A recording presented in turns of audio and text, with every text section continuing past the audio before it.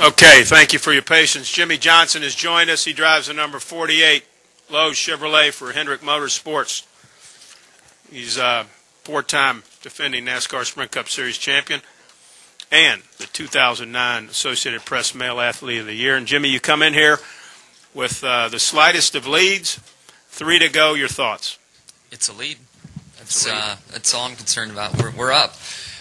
It's an exciting year. I mean, there's no doubt about it. To have 3 drivers fighting for the championship right now, as close as it is, it's a good time for our sport. I certainly would like it as I've experienced in other years, but that's not the case, and it's time to go racing.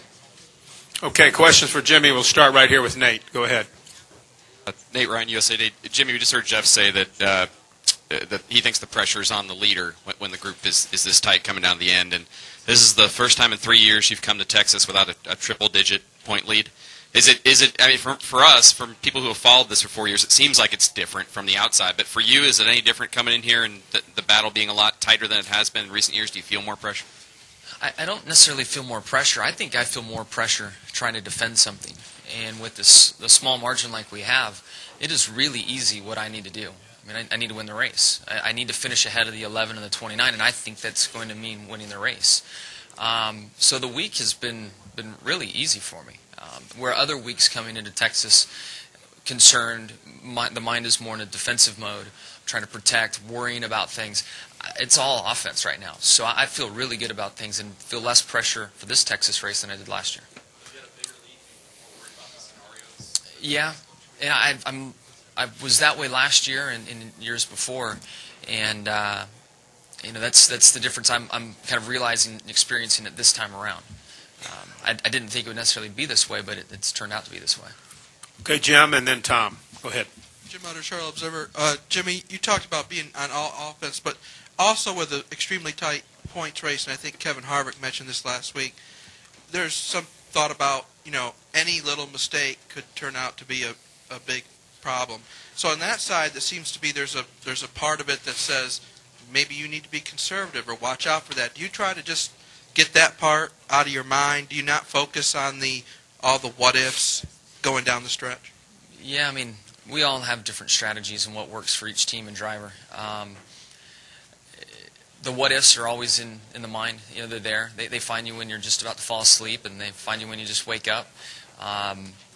But over the years and through experience, I've found ways to deal with those thoughts. And, again, I'm in a standpoint of thinking offense, and myself and this team, we're trained to go out and perform. We know that we can go out and win races. We know that these are 3 really good tracks for us, and we need to go out and do what we should do and what we need to do.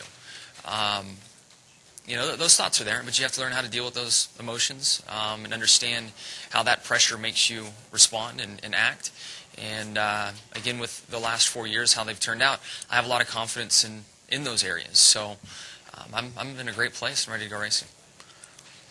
Let's go to Tom and then to Mark. Go ahead, Tom. Hi, Jimmie. Tom Jensen, Speed.com. How important is it to have a good day today, and is it important to set the tone psychologically, or is it more important for the practical things like getting a good starting spot and a good pit stall?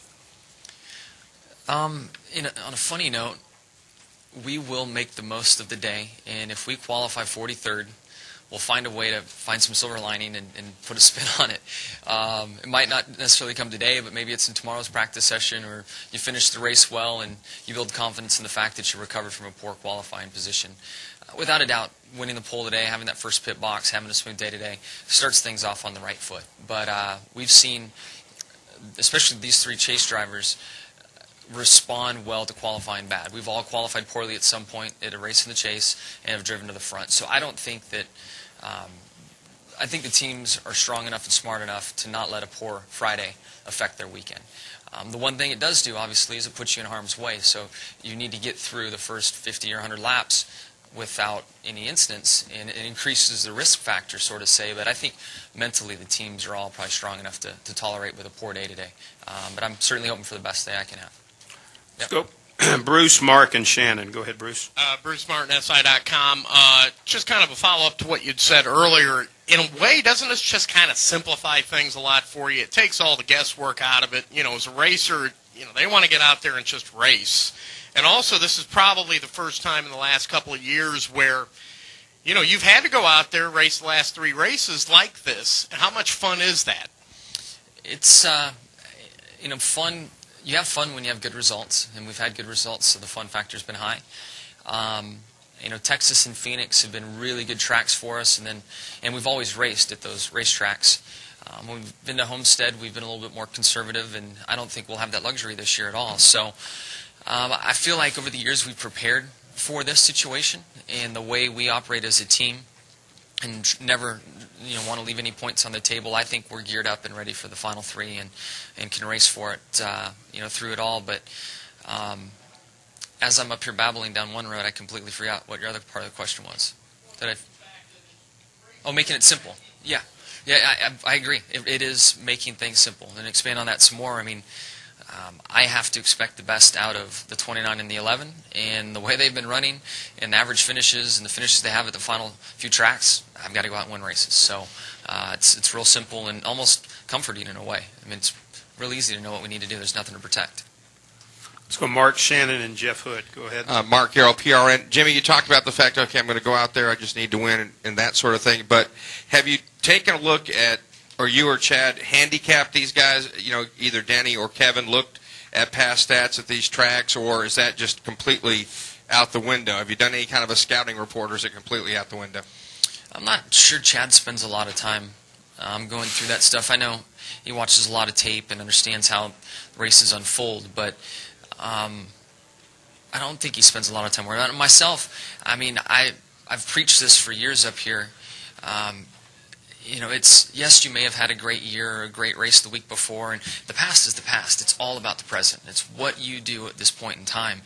And if I look at the past, I mean, I can find things that give me confidence in my records and in my opponent's records, and I can find a lot that would freak me out. So I'm not even going down that road. There's just no need for it. So live in the now and do everything I can today.